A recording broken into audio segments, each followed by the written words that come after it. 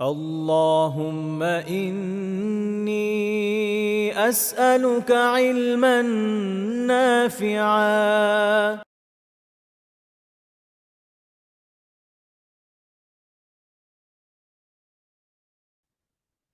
আসসালামু আলাইকুম ওয়া রাহমাতুল্লাহি ওয়া বারাকাতুহু। আলহামদুলিল্লাহ ওয়াসসালাতু ওয়াসসালামু আলা রাসূলিল্লাহ ওয়া আলা আলিহি ওয়া আসহাবিহি ওয়া মান ওয়ালাহ, আম্মা বা'দ। মহান আল্লাহ সুবহানাহু ওয়া তাআলার শুকরিয়া আদায় করছি যে আল্লাহ আমাদেরকে আজকে দার্সে উপস্থিত হওয়ার তৌফিক দিয়েছেন। আলহামদুলিল্লাহ, অনেক ব্যস্ততার মাঝে সময় যাচ্ছে। গত 2 সপ্তাহে আমি উপস্থিত হতে পারি নাই নানান ব্যস্ততার কারণে। আল্লাহ আমাদেরকে রহম করুন, আমাদের কাজগুলো সহজ করুন। আশা করি আপনারা সবাই আল্লাহর রহমতে ভালো আছেন। আল্লাহ আমাদেরকেও ভালো রেখেছেন, আলহামদুলিল্লাহ। সম্মানিত দিনী ভাই বোনেরা, আমরা রাসূল সাল্লাল্লাহু আলাইহি সাল্লামের জীবনী নিয়ে কথা বলছিলাম পবিত্র কোরআনের আলোকে এবং সিরার বিভিন্ন দিক। তো আমরা সবশেষে বদর যুদ্ধ নিয়ে আলোচনা করেছিলাম। তো বদর যুদ্ধের পরে রাসূল সাল্লাল্লাহু আলাইহি ওয়াসাল্লাম মদিনাতে অবস্থান গ্রহণ করেন সাহাবাদেরকে নিয়ে, এবং আল্লাহ সুবহানাহু ওয়া তাআলার পক্ষ থেকে নানান বিধিবিধান মুসলমানদের উপরে আসতে থাকে। আর নানান সময়ে ছোট ছোট সারিয়া, অথবা এটাকে কি বলে, মানে ছোট টাইপের যুদ্ধ, এইগুলো বিভিন্ন সময়ে বিভিন্ন সাহাবাদের সাথে সংঘটিত হয়েছিল। ওরকম গুরুত্বপূর্ণ কিছু না। গুরুত্বপূর্ণ যে যুদ্ধ সংঘটিত হয়েছিল তা হচ্ছে উহুদের যুদ্ধ। আল্লাহ রসুল সাল্লাল্লাহু আলাইহি ওয়াসাল্লাম বদর থেকে ফেরার পরে হিজরি ৩য় সালে শাওয়াল মাসে মুসলমানদের সাথে মক্কার কুফফারদের একটা যুদ্ধ সংঘটিত হয়, যেটা ইসলামের ইতিহাসে উহুদের যুদ্ধ হিসেবে পরিচিত। আপনারা যারা মদিনা আল মুনাওয়ারায় এসেছেন, আপনারা দেখেছেন যে মদিনা শহর থেকে বের হয়ে কিছুটা দূরে উহুদের ওই পাহাড় এখনো যেমন ছিল মুহাম্মদ রাসূলুল্লাহ সাল্লাল্লাহু আলাইহি সাল্লামের সময়ে আজও ওই অবস্থাতেই আছে। আল্লাহ রাসূল সাল্লাল্লাহু আলাইহি ওয়াসাল্লাম এই উহুদ পাহাড় সম্পর্কে অনেক গুরুত্বপূর্ণ কথা বলেছেন। এক হাদিসে আল্লাহ রাসূল সাল্লাল্লাহু আলাইহি সাল্লাম বলেছেন যে, হাদা উহুদ ইউহিব্বুনা ওয়া নুহিব্বুহু। এটা হলো সেই উহুদ পাহাড়, যে উহুদ পাহাড় আমাদেরকে ভালোবাসে এবং আমরা তাকে ভালোবাসি। সুবহানাল্লাহ। আরেকটা হাদিসে আছে রাসূল সাল্লাল্লাহু আলাইহি সাল্লাম একদিন উহুদ পাহাড়ে ছিলেন, বসেছিলেন। সেখানে আবু বকর রাদিয়াল্লাহু তাআলা আনহু ছিলেন, আরো অনেক সাহাবায়ে কেরামরা ছিলেন। আল্লাহ রাসূল সাল্লাল্লাহু আলাইহি সাল্লাম আহ অনুভব করলেন যে উহুদ পাহাড় কেমন যেন নড়ে চড়ে উঠল। আল্লাহ রাসূল সাল্লাল্লাহু আলাইহি সাল্লাম এই পাহাড়কে সম্বোধন করে একটা কথা বলেছিলেন, আল্লাহু আকবার। আহ আল্লাহ রাসূল সাল্লাল্লাহু আলাইহি সাল্লাম যে যখন উহুদ পাহাড়ে বসেছিলেন বা উনি উপবিষ্ট ছিলেন ওইখানে, তখন আবু বকর রাদিয়াল্লাহু তাআলা আনহু ওনার সাথে ছিলেন, ওমর রাদিয়াল্লাহু তাআলা আনহু ওনার সাথে ছিলেন, ওসমান রাদিয়াল্লাহু তাআলা আনহু ওনার সাথে ছিলেন। তখন আল্লাহ রাসূল সাল্লাল্লাহু আলাইহি সাল্লাম খেয়াল করলেন যে উহুদ পাহাড় কেমন যেন নড়ে চড়ে উঠতেছে। তখন আল্লাহ রাসূল সাল্লাল্লাহু আলাইহি সাল্লাম বললেন, উসবুত উহুদ ফাইন্নামা আলাইকা নাবী ওয়া সিদ্দীক ওয়া শাহীদান। অর্থটা কি? আল্লাহ রাসূল সাল্লাল্লাহু আলাইহি সাল্লাম উহুদকে বললেন, উসবুত উহুদ, উহুদ তুমি থেমে যাও, শান্ত হও, কেননা তোমার উপরে উপবিষ্ট আছেন একজন রাসূল, একজন সিদ্দীক অর্থাৎ আবু বকর রাদিয়াল্লাহু তাআলা আনহু, এবং দুজন শাহিদ। তাহলে রাসূল করিম সাল্লাল্লাহু আলাইহি ওয়াসাল্লাম ওমর রাদিয়াল্লাহু তাআলা আনহু এবং ওসমান রাদিয়াল্লাহু তাআলা আনহু এবং আবু বকর রাদিয়াল্লাহু তাআলা আনহু, ওনারা তিনজন ওই সময় উহুদ পাহাড়ের উপরে ছিলেন। তিনজন সাহাবী এবং আল্লাহ রাসূল সাল্লাল্লাহু আলাইহি সাল্লাম। আল্লাহ রাসূল সাল্লাল্লাহু আলাইহি সাল্লাম আগে থেকেই এই সুসংবাদ জানিয়ে দিলেন যে, আমি তো নবী, আমার সাথে আছেন আবু বকর as-সিদ্দিক, যাকে সিদ্দিক বলা হয়, আর দুজন শাহিদ, অর্থাৎ ওমর রাদিয়াল্লাহু তাআলা আনহু এবং ওসমান রাদিয়াল্লাহু তাআলা আনহুকে শহীদ করা হবে। ওনারা দুজন শাহাদাত বরণ করবেন। এই সুসংবাদ আল্লাহ রাসূল সাল্লাল্লাহু আলাইহি সাল্লাম আগে থেকেই ওনাদেরকে দিয়েছিলেন। আল্লাহুম্মা লাকাল হামদ। আরেকটা মজার ব্যাপার হচ্ছে, আমরা গত এক পর্বে আলোচনা করেছিলাম যে কাউকে শাহিদ বলার সুযোগ আছে কিনা। তো যারা শাহিদ বলার পক্ষে, ওনারা এটাকেও দলিল হিসেবে নেন যে আল্লাহ রাসূল সাল্লাল্লাহু আলাইহি সাল্লাম তো ওনাদেরকে মানে শাহিদ হিসেবেই সম্বোধন করেছিলেন, যে দুজন শাহিদ এখানে উপস্থিত আছেন। যাই হোক, ওমর রাদিয়াল্লাহু তাআলা আনহু এবং ওসমান রাদিয়াল্লাহু তাআলা আনহু ওনারা শাহাদাত বরণ করবেন, এই সংবাদটা আল্লাহ রাসূল সাল্লাল্লাহু আলাইহি ওয়াসাল্লাম আল্লাহর পক্ষ থেকে পেয়েছেন এবং তাদেরকে জানিয়েছেন। এই ধরনের প্রচুর ভবিষ্যৎবাণী রাসূল সাল্লাল্লাহু আলাইহি ওয়াসাল্লাম নানান ব্যাপারে করেছেন। তো এই জায়গায় আবার একটা পক্ষ ভুল করে থাকে, তারা মনে করে যে আল্লাহ রাসূল সাল্লাল্লাহু আলাইহি ওয়াসাল্লাম গায়েব জানতেন। হ্যাঁ, রাসূল সাল্লাল্লাহু আলাইহি ওয়াসাল্লাম গায়েব জানতেন কিনা এই প্রশ্নের চমৎকার জবাব হচ্ছে, রাসূল সাল্লাল্লাহু আলাইহি সাল্লামের কাছে গায়েবের ইলম ছিল যতটুকু আল্লাহ জানিয়েছেন। কিন্তু তিনি নিরঙ্কুশ গায়েব জানতেন না, যেটা আল্লাহ ছাড়া কেউ জানে না। দলিল কি? দলিল বহু ঘটনা রাসূল সাল্লাল্লাহু আলাইহি সাল্লাম আগে থেকে বলেছেন, পরবর্তীতে সেটা ঘটেছে। কিভাবে তিনি জানলেন সেটা কোরআন জবাব দিচ্ছে।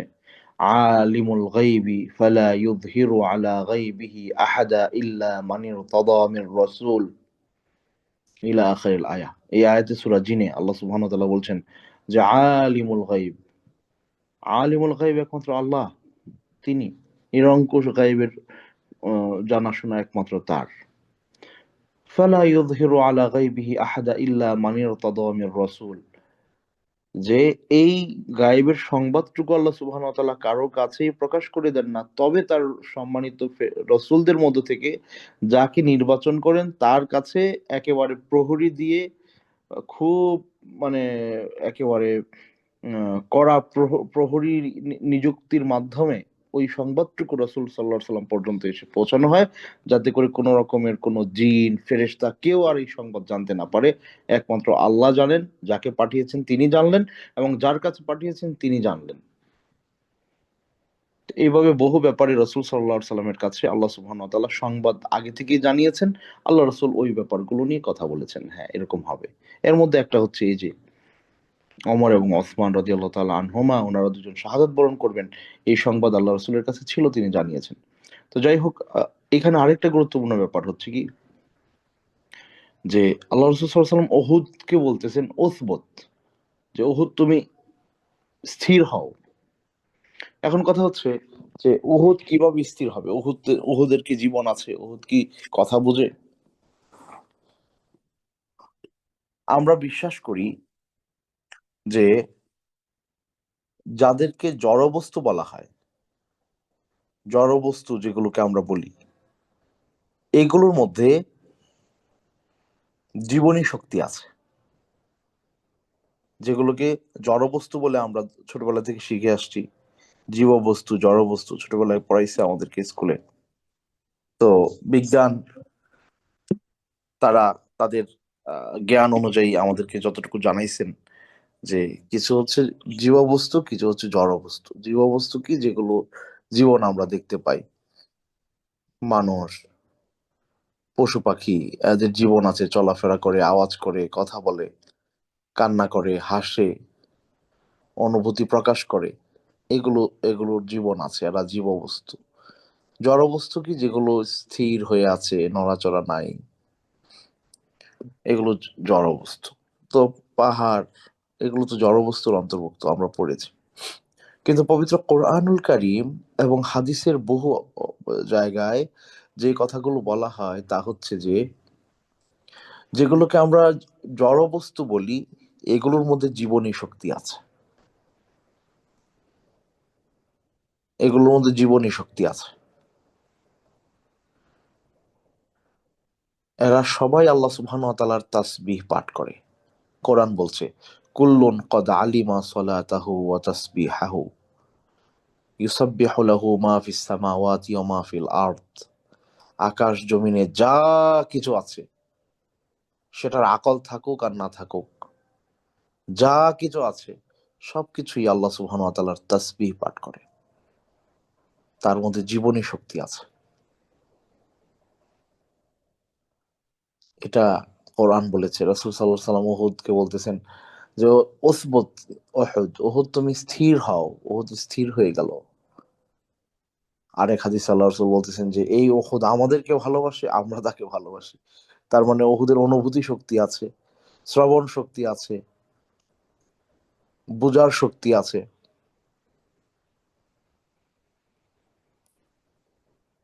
এখন আপনি বলতে পারেন যে বিজ্ঞান তো এগুলো প্রমাণ করে নাই, বা বিজ্ঞান প্রমাণ নাই করতে পারে।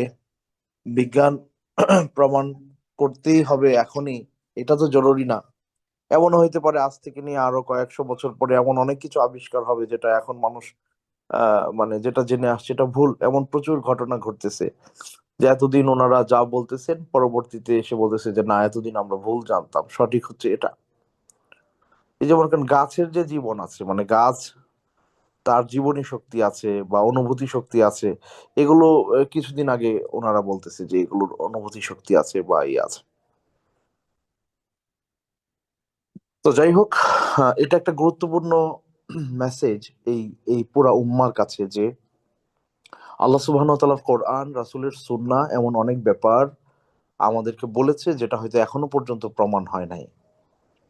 কিন্তু প্রমাণ হয় নাই বিধায় ব্যাপারটা যে ভুল তা না। প্রমাণ ওনারা করতে পারেন নাই, হয়তো করবেন, হয়তো হবে, হয়তো হবে না, কিন্তু রাসূল সাল্লাল্লাহু আলাইহি সাল্লাম এবং আল্লাহর কোরআন যা বলেছেন তা চিরসত্য।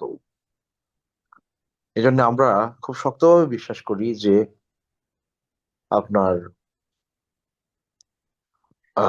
যত রকমের জিনিসপত্র আল্লাহ সুবহানাহু ওয়া তাআলা দুনিয়ায় তৈরি করেছেন, গাছপালা, পশু পাখি, নদী নালা, পাহাড় পর্বত, মাটি বালি, এই সব কিছুর অনুভূতি শক্তি আছে এবং তারা সবাই আল্লাহর তাসবিহ পাঠ করে।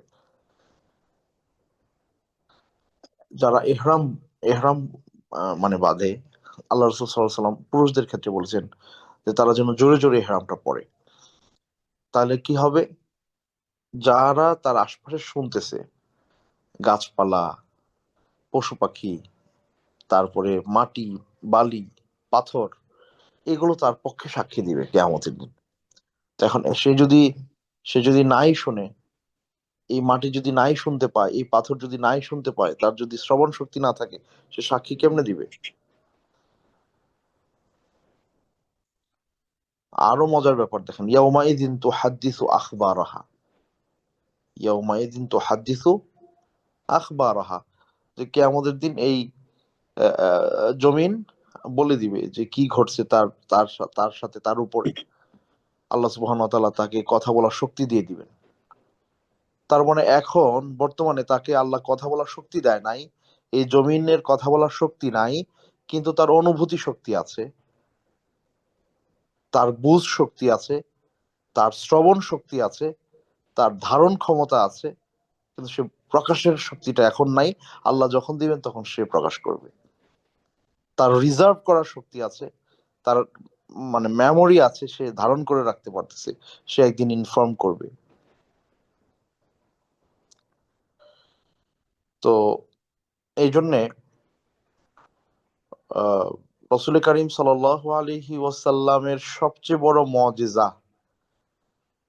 এটা যে তার কাছে আল্লাহর পক্ষ থেকে ওয়াহি আসতো। আল কোরআন একটা মুজিজা, রাসূল সাল্লাল্লাহু আলাইহি সাল্লামের রেখে যাওয়া সুন্নাহগুলো আরেকটা মুজিজা, ওনার রেখে যাওয়া বক্তব্যগুলো আরেকটা মুজিজা। মুজিজা মানে কি? মানে এমন জিনিস যেটা অন্যরা করতে ব্যর্থ। আল্লাহ রাসূল সাল্লাল্লাহু আলাইহি সাল্লাম এমন এমন কথা বলে গেছেন যেটা মানে প্রমাণ করতে অনেকে এখনো ব্যর্থ হচ্ছে, কিন্তু একটা সময় পরে দেখা যায় প্রমাণিত আবার হচ্ছে। এগুলো মুজিজার অন্তর্ভুক্ত। তিনি যে আল্লাহর রাসূল ছিলেন তার প্রমাণ। তো এই জন্য এটা আমাদের বিশ্বাস খুব স্ট্রংলি আমরা বিশ্বাস করি যে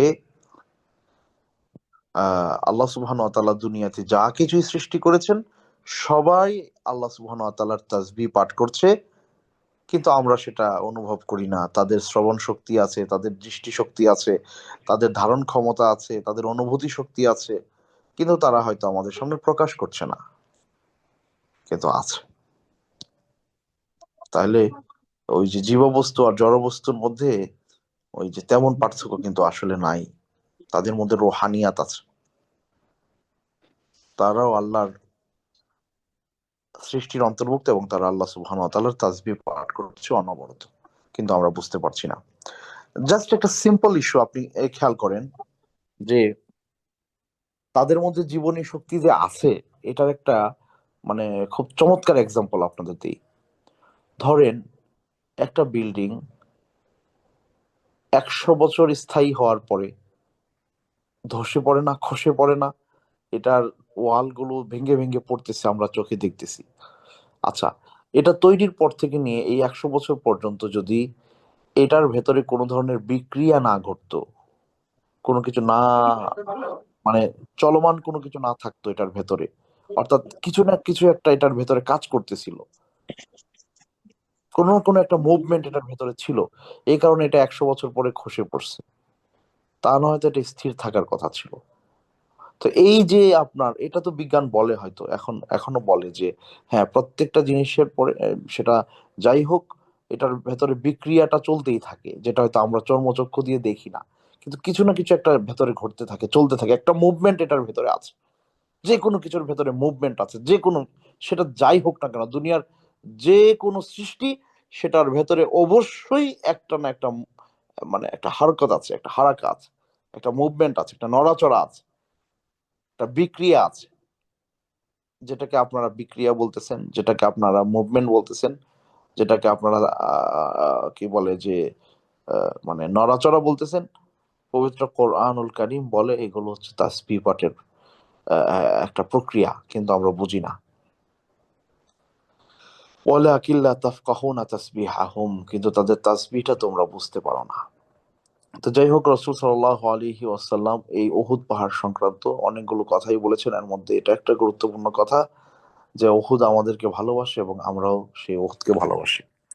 তো রাসূল সাল্লাল্লাহু আলাইহি ওয়াসাল্লাম যখন নানান ভাবে খবর পেলেন যে আপনার মক্কার লোকজন তারা খুব ভালোভাবে শক্তভাবে প্রস্তুতি গ্রহণ করতেছে মুসলমানদেরকে অ্যাটাক করার জন্য, মদিনা অ্যাটাক করার জন্য, তারা মানে যতটুকু সম্ভব তারা প্রস্তুতি গ্রহণ করে নিজেরা মানে এগিয়ে আসতেছে মুসলমানদেরকে অ্যাটাক করার জন্য। এই সংবাদ নানান ভাবে রসুল সাল্লাহ সাল্লামের কাছে আসলো। আল্লাহ রসুল সাল্লাহ আলাইহি ওয়াসাল্লাম আহ মুসলিমদেরকে একত্রিত করার চিন্তা করলেন, মুসলমানদের মিত্রপক্ষ যারা ছিল তাদের সাথে কথাবার্তা বলতে লাগলেন যে কাফের বাহিনী যদি এখন বদরে পরাজিত হওয়ার পরে এখন তারা শক্তি সঞ্চয় করে মদিনাতে এসে অ্যাটাক করে, এটা তো আমাদের জন্য অনেক বড় কঠিন ব্যাপার হবে। সো আল্লাহ রসুল সাল্লাহ সাল্লাম নিজে নিজে প্রস্তুতি গ্রহণ করতে লাগলেন কিভাবে তারা যদি আক্রমণ করেই বসে কিভাবে তাদেরকে প্রতিহত করা যায়। তো যাই হোক, এক পর্যায়ে আল্লাহ রসুল সাল্লাল্লাহু আলাইহি ওয়াসাল্লাম তিনি তখন দুইটা পক্ষ হলো পরামর্শের ইয়েতে। এক পক্ষ বললো যে আমরা মদিনার ভেতরে থেকেই কি করব, মদিনা প্রোটেক্ট করার চেষ্টা করব, তারা যদি আসে মদিনা আক্রমণ করতে আমরা ভেতরে থেকেই তাদেরকে জবাব দিব, এতে করে আমাদের আরো ফায়দা হবে, আমাদের মহিলারা যারা ঘরে থাকে তারাও ঘর বাড়িতে থেকে যুদ্ধের সরঞ্জামাদি আগায় দিতে পারবে, তারাও কিছু না কিছু সহযোগিতা করতে পারবে। তো আমরা এখানেই থাকি, আমরা নারী পুরুষ আহ, আহ, ছোট বড় সবাই মিলে মদিনাকে রক্ষা করব, এরকম একটা পরামর্শ আসলো। আবার কেউ কেউ পরামর্শ দিল যে না, মদিনায় থেকে মদিনা রক্ষা করার চেয়ে মদিনা থেকে বের হয়ে, শহর থেকে বের হয়ে আমরা কোনো একটা জায়গায় গিয়ে সেখানে মদিনা রক্ষার চেষ্টা করি, তারা আসলে আমরাও তাদেরকে মদিনা ঢুকতেই দিব না, এর আগেই আমরা সেখানে লড়বো, এরকম একটা পরামর্শ দুই পক্ষ থেকে আসলো। আল্লাহ রসুল সাল্লাল্লাহু আলাইহি ওয়াসাল্লাম এর মধ্যে মোটামুটি প্রস্তুতি গ্রহণ করে যুদ্ধের কি বলে যে পোশাক পরিধান করলেন এবং মোটামুটি প্রস্তুত যে হ্যাঁ যুদ্ধে তিনি বের হবেন। তো ওই মুহূর্তে আবার অনেকে বলতে লাগলো যে রাসূলুল্লাহ, না আমরা মদিনাতেই থাকি। তখন আল্লাহ রাসূল বললেন যে না, আমি যেহেতু যুদ্ধের পোশাক পরে ফেলেছি আর এটা আমি আর খুলবো না, আমি এখন যুদ্ধের জন্য বের হয়ে যাবে। তখন আল্লাহ রসুল সাল্লাল্লাহু আলাইহি ওয়াসাল্লাম প্রায় 1,000 সঙ্গী সাথী সাহাবা একরাম ওনাদেরকে সাথে নিয়ে মদিনা শহর থেকে বের হয়ে উহুদের দিকে রওনা করলেন। প্রতিমধ্যে আব্দুল্লাহ ইবনে উবাই ইবনে সালুল, আহ, তারা প্রায় 300 জন মানে কি বলে যে লোক নিয়ে সে পেছন দিক থেকে কেটে পড়লো। বললো যে না, কাফেররা যেভাবে প্রস্তুতি গ্রহণ করে আসতেছে, ওনারা কোনোভাবেই কাফেরদের সাথে পেরে উঠবে না। আমরা নিজেরা নিজেরা নিজেদেরকে শেষ করে দিতে পারি না, ধ্বংসের দিকে চলে যেতে পারি না। তখন সে মদিনায় আবার ফিরে আসলো, রাসূল সাল্লাল্লাহু আলাইহি সাল্লামের কাছ থেকে সরে পড়লো। এবং ওই ঘটনার পর থেকেই মদিনায় যে মুনাফিক আছে, মদিনাতে যে মুনাফিকরা বসবাস করছে, এটা মোটামুটি স্পষ্ট হয়ে গেল। এর আগ পর্যন্ত মানে ওইভাবে বোঝার শক্তি ছিল না কে মুসলিম আর কে মুনাফিক। তো এটা একটা বড় শিক্ষা মুসলমানদের, গোটা মুসলিম উম্মাহর জন্য, যে মুসলমানদের বৃহত্তর স্বার্থে কোনো ব্যক্তি বা কোনো পক্ষ বা কোনো শক্তি যখন বৃহত্তর স্বার্থের বিপরীতে চলে গিয়ে যারা সেই স্বার্থের বিপরীতে অবস্থান করছে, হোক নীরব ভাষায় বা যে কোনো ভাবে তাদের সমর্থন যোগায় আর মুসলমানদের স্বার্থের বিপরীতে অবস্থান করে, তাদের মধ্যে নেফাকি আছে। এই উহুদের এই ঘটনা আমাদেরকে এই জিনিসটা খুব শক্তভাবে শেখায় যে গোটা মুসলিম উম্মার স্বার্থ যেখানে আছে, যেখানে মুসলিম শক্তির, ইসলামের শক্তির স্বার্থ আছে, ওই জায়গাটাতে তারা অবস্থান না করে, এটা একটু কঠিন জায়গা বা ওখানে গেলে ঝামেলা হবে, মুসিবত হবে, বালা মুসিবত আসবে, কষ্ট ক্লেশ আসবে, জীবন নাশের হুমকি থাকবে, এই ব্যাপারগুলো যখন থাকবে তখন তারা সেফ জোনে চলে যায়। অতটুকুই না, বরং মুসলমানদের যারা শত্রু পক্ষ, নানান ভাবে ছলে বলে কৌশলে তাদের হাতকে তারা শক্তিশালী করবে। এই মানুষেরা, তারা নেফাকি ভেতরে লালন করে। এই দলের পক্ষে যদি আপনি থাকেন, আপনাকে হুঁশিয়ার হইতে হবে, সাবধান হইতে হবে। আমি থাকলে আমাকে হুঁশিয়ার সাবধান হইতে হবে। নিজের আত্মসমালোচনা নিজের করতে হবে। এখন আমরা অন্যদের ব্যাপারে খোঁজাখুঁজির দরকার নাই যে কে এই কঠিন মুহূর্তে মুসলিম শক্তির পক্ষে ছিল আর কে বিপক্ষে ছিল। এগুলো খুঁজে খুঁজে বের করে তাদেরকে নিয়ে কথা বলা, এটা আমাদের কাজ না। এই জায়গায় আমাদের কাজ কি, আমি কোন দলে আছি এটা চিন্তা করা, যে আমার অবস্থানটা কি, আমার অবদানটা কি, আমি কেমন মানে নিজেকে কোন জায়গায় রাখতে পারলাম। আমার লেভেলটা আমাকে টেস্ট করতে হবে।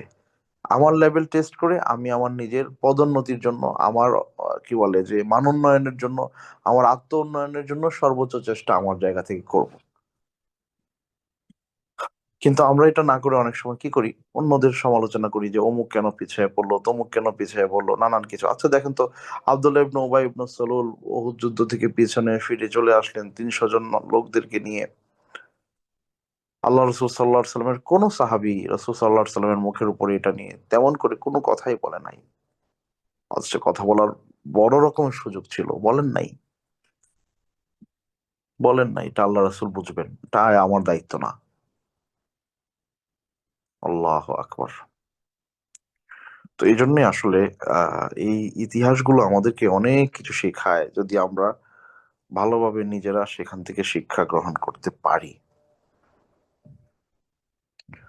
আচ্ছা, তো এরপরের ঘটনা আপনারা জানেন। উহুদে রওনা হওয়ার পরে যখন আল্লাহ রসুল সাল্লাহ সাল্লাম সেখানে পৌঁছালেন, তখন উহুদ পাহাড়টাকে এমন ভাবে আল্লাহ রসুল সাল্লাহ আলাইহি ওয়াসাল্লাম আহ, মানে ওই জায়গাটাকে যুদ্ধের জন্য নির্বাচন করলেন, যে উহুদ পাহাড়টা এমন ভাবে মদিনাকে বেষ্টন করে রাখছে যে মক্কার দিক থেকে লোকজন আসলে এই পাহাড় টপকে কোনোভাবে মদিনা অ্যাটাক করতে পারবে না। আর যে জায়গাটা দিয়ে তারা আসতে পারবে, ওই জায়গাটাতে রাসূল সাল্লাল্লাহু আলাইহি ওয়াসাল্লাম সাহাবীদের নিয়ে আপনার অবস্থান গ্রহণ করলেন, যে তারা যদি এখানে আসে আমরা তাদেরকে সাথে নিয়ে লড়বো, তাদের বিরুদ্ধে লড়বো, কোনোভাবেই তাদেরকে মদিনায় প্রবেশ করতে দিব না। শুধুমাত্র উহুদ যুদ্ধের পেছন দিক থেকে জাবালে রুমাত যেটাকে বলা হয়, ওই জায়গাটা একটু ন্যারো একটা রাস্তা আছে, জায়গা আছে।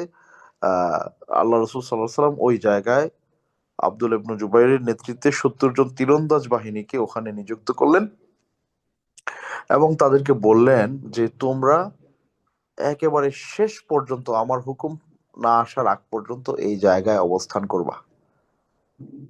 বরং হাদিসের কোন কোন ন্যারেশন এরকম আছে, আল্লাহ রসুল সাল্লাল্লাহু আলাইহি ওয়াসাল্লাম এই কথা পর্যন্ত বলেছেন যে তোমরা যদি দেখো আসমান থেকে পাখি এসে আমাদেরকে উড়িয়ে নিয়ে যাচ্ছে, এরকম ঘটনাও যদি ঘটে, তারপরেও তোমরা এই জায়গা ছাড়বা না, এখানে থাকবা, এটা তোমাদের জায়গা। এই এই কমান্ড আল্লাহ রসুল সাল্লাল্লাহু আলাইহি ওয়াসাল্লাম যোদ্ধাদেরকে দিলেন, সাহাবাদেরকে দিলেন।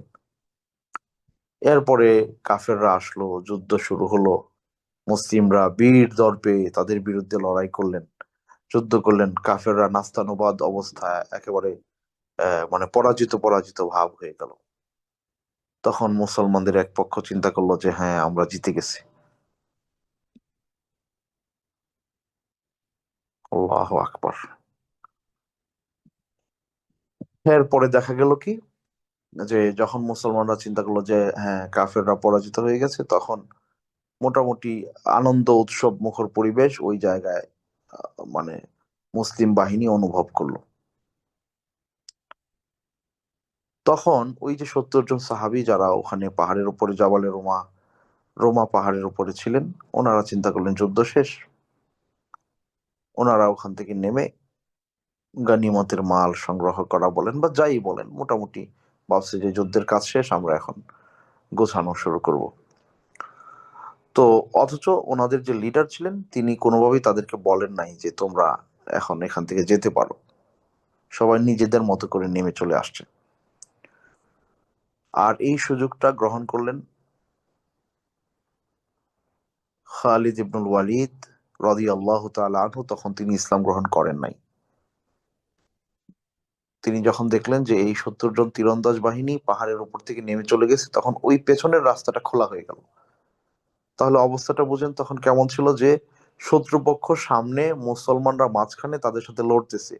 শত্রুপক্ষ মোটামুটি পরাজিত হয় হয় ভাব, পিছু হটতেছে পিছু হটতেছে, মুসলমানরা তাদেরকে ধাওয়া করতেছে ধাওয়া করতেছে। আর বুঝে গেছে যে এরা পিছু হটে গেছে, আমরা মোটামুটি জিতে গেছি।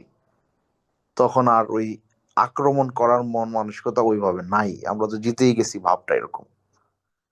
আর পেছন দিক থেকে ওই তীরন্দাজ বাহিনী যখন তাদের আনন্দে সামিল হওয়ার জন্য বা গানিমত সংগ্রহ করার জন্য ওনারাও প্রস্তুতি নিয়ে অস্ত্র টস্ত্র মানে মোটামুটি যুদ্ধের পরিস্থিতি আর নাই, স্বাভাবিক মনে করলো। তখন কি হলো, তখন খালিদ ইবনুল ওয়ালিদ ওই ওনার ঘোড়া বাহিনী যারা ছিল, ঘোড়ায় চড়া বাহিনী, তাদেরকে নিয়ে পেছন দিক থেকে এসে ওই মুসলিমদের উপরে অ্যাটাক করলেন। তখন একেবারে সামনে যারা ছিল তারাও জানতো যে খালিদ ইবনুল ওয়ালিদ এই চান্সের অপেক্ষায় আছে।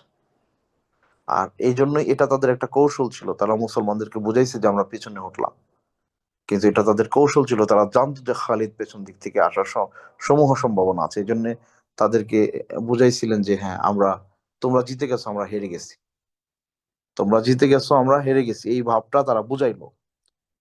আর মুসলিম সৈনিকরাও তাদের তাদের কমান্ডারের কমান্ড ওইভাবে গুরুত্ব দিল না, ভাবলো আমরা তো জিতেই গেছি, নিজে থেকে সিদ্ধান্ত নিয়ে নিল, কমান্ডারের সিদ্ধান্তের বাইরে নিজেরা সিদ্ধান্ত নিয়ে নিল। তখন খালিদ ইবনুল ওয়ালিদ পেছন দিক থেকে এসে যখন আক্রমণ শুরু করলেন, তখন যারা পিছনে হটলো তারা চিন্তা করলো এটা আমাদের একেবারে উপযুক্ত টাইম। তখন মুসলমানরা ওইভাবে মানে আক্রমণাত্মক পজিশনে তারা আর নাই। তখন এখন চিন্তা করেন, পেছন দিক থেকে একদল সশস্ত্র বাহিনী এসে আঘাত করা শুরু করলো, আর যারা সামনে এতক্ষণ ওই যে পিছু হটতেছিল, এরাও এখন এই যে তীর, আপনি যদি বেশি দূরে নিতে চান তাহলে পেছন দিকে বেশি টানতে হয়, তাহলে বেশি দূরে যাবে, তো তারা সেই কাজটাই করলো। তখন তারা একেবারে পূর্ণ শক্তি নিয়ে মুসলমানদের উপরে ঝাঁপিয়ে পড়লো। ফলাফল কি হলো? রাসূল সাল্লাল্লাহু আলাইহি সাল্লাম উহুদ যুদ্ধ শুরু হওয়ার আগে একদিন স্বপ্নে দেখেছিলেন কি জানেন? তিনি সাহাবাদেরকে ডেকে বললেন যে, ইন্নী কদ রাআইতু ওয়াল্লাহি খায়রা। বললেন যে, আমি এমন একটা জিনিস দেখেছি, তবে এটা ভালোই দেখছি।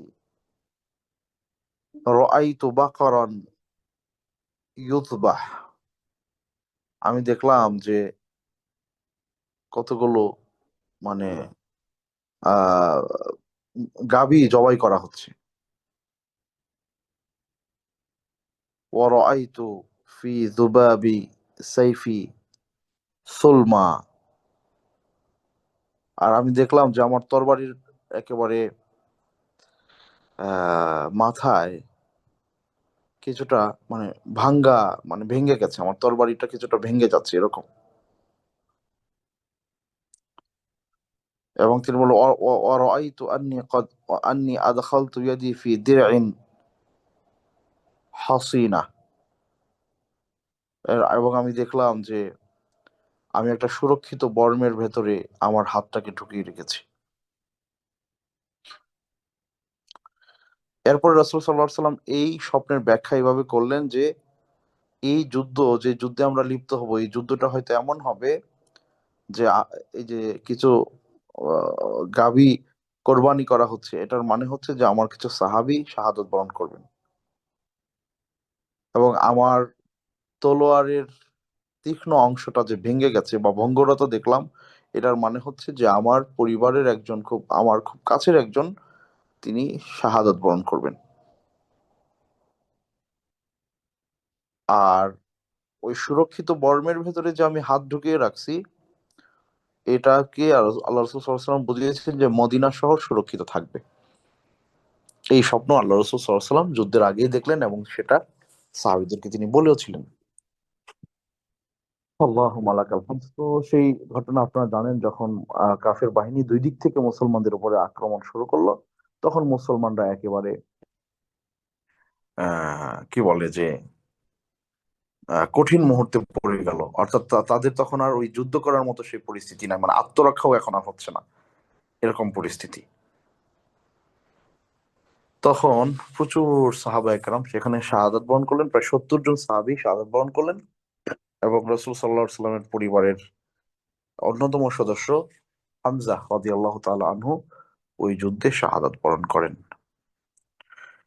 যে স্বপ্ন রাসূল সাল্লাল্লাহু আলাইহি সাল্লাম আগে দেখেছিলেন, আল্লাহ সুবহানাহু ওয়া তাআলা তাকে স্বপ্নের মাধ্যমে একটা সংবাদ দিয়েছিলেন। তো এই যুদ্ধের ব্যাপারে আল্লাহ সুবহানাহু ওয়া তাআলার পবিত্র কোরআনের অসংখ্য জায়গায় এই ব্যাপারে মুসলমানদেরকে নানানভাবে সতর্ক করা হয়েছে। বালা মুসিবতে মুসলমানরা যে পড়েছে, সেটার পেছনে নিজেদের দুর্বলতা ছিল। নিজেদের ঈমানকে যেন তারা আরো শানিত করে, সেদিকে তাদেরকে মনোযোগী হওয়ার বার্তা কোরআনুল কারীম দিয়েছে। তো এই যুদ্ধের সবচেয়ে ইম্পর্টেন্ট যে ব্যাপার ছিল তা হচ্ছে যে, সামষ্টিক কোনো কাজে নিজে থেকে কোনো রকমের সিদ্ধান্ত গ্রহণ করা, এটা কোনোভাবেই বৈধ না। সেখানে অবশ্যই যিনি আপনার দলের নেতা থাকবেন, আপনার কমান্ডার থাকবেন, আপনার প্রধান থাকবেন, তাকে সর্বসম্মতভাবে মেনে নেয়া। যদি আপনার সেটা মানতে অসুবিধা হয়, আপনি সেটা মানতে না পারেন, তাহলে তার সাথে কথা বলা, কিন্তু নিজে থেকে সিদ্ধান্ত নিয়ে না নেওয়া। তো সাহাবায়ে কেরাম এমন কাজটাই করেছিলেন। এটা তাদের জীবনে, এটা তাদের মানবীয় কিছু দুর্বলতার অংশ। ওনারাও যে মানুষ ছিলেন, ওনারা ফেরেশতা ছিলেন না, ওনারা মানুষ ছিলেন। মানবীয় দুর্বলতার ঊর্ধ্বে আমরা কেউ না। আমরা আমরা ওনাদের সমালোচনা করছি না, বাট ইতিহাসটা এভাবেই ঘটে, ইতিহাসের ঘটনাটা এভাবেই ঘটেছিল। তো এই জন্যে একটা পরিবারেও উচিত, পরিবারের যিনি প্রধান থাকেন, তিনি সিদ্ধান্ত নেবেন। বাকি সবাই যে কোনো রকমের পরামর্শ তাকে দিতে পারে, কিন্তু সিদ্ধান্ত নিয়ে নেওয়ার পরে সেখান থেকে ভিন্ন চিন্তা করে নিজের মতো করে কিছু করা, এটা কখনোই কোনো পরিবারের জন্য, কোনো সমাজের জন্য, কোনো রাষ্ট্রের জন্য কল্যাণ বয়ে আনতে পারে না। উহুদের প্রান্তরের সেই ঘটনা আমাদেরকে এটা শেখায়। আল্লাহ সুবহানাহু ওয়া তাআলা আমাদের সবাইকে উহুদের এই ঘটনা থেকে যথাযথ শিক্ষা গ্রহণ করে জীবনে আমল করার তৌফিক দান করুন। আল্লাহুম্মা আমিন। আজকে এই পর্যন্তই। আল্লাহ সুবহানাহু ওয়া তাআলা আমাদের সবাইকে তৌফিক দিন। আল্লাহুম্মা আমিন। হাদা মা ইনদি ওয়া সাল্লাল্লাহু তাআলা আলা সাইয়্যিদিনা ওয়া নাবিয়িনা মুহাম্মদ। আসসালামু আলাইকুম ওয়া রাহমাতুল্লাহি ওয়া বারাকাতুহু।